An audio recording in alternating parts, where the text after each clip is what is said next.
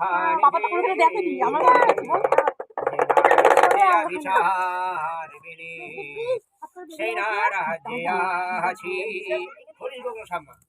মাটির ঘরে থাকে, মাটি দেওয়া থাকে। এবার অভিমানী মা মনসাতর হইল অভিমানী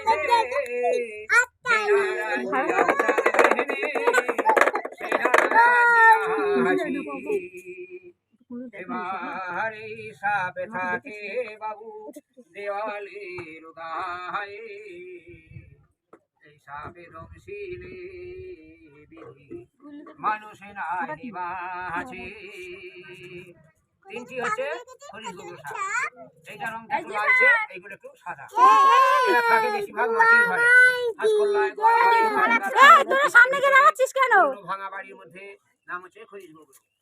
এবার সবাই মিলে আসরে 50 টাকা দিবেন, মামুন সার নামে দিলে জলেতে না পড়ে।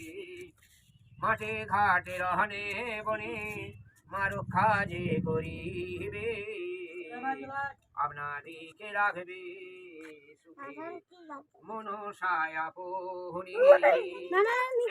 মা কেউটে সাপ, আল কেউটে সাপ, তবে আল কেউটে অনেক রকমের আছে মা। সাদা হয়, হলুদ রঙের হয়। এই যে মাথায় গোল দাগ, এইরকম মাথায় গোল দাগ হলেই জানবে কেউটে সাপ। এই যে মাথায় গোল দাগ, এরকম গোল গোল দাগ হলে কেউটে সাপ। এরা মাঠের দিকে থাকে, উঁচু আলের দিকে, পুকুরের পাড়ে, ডাঙায়। দেখছো, এগুলো হচ্ছে কেউটে সাপ। এদের চক্রটা ছোট হবে আর মাথার চিহ্নটা গোল মতন হবে। আর হরিশগোবর হলে মাথার চিহ্নটা এইরকম হবে, দেখে নাও, চিনে নাও, এইরকম হবে।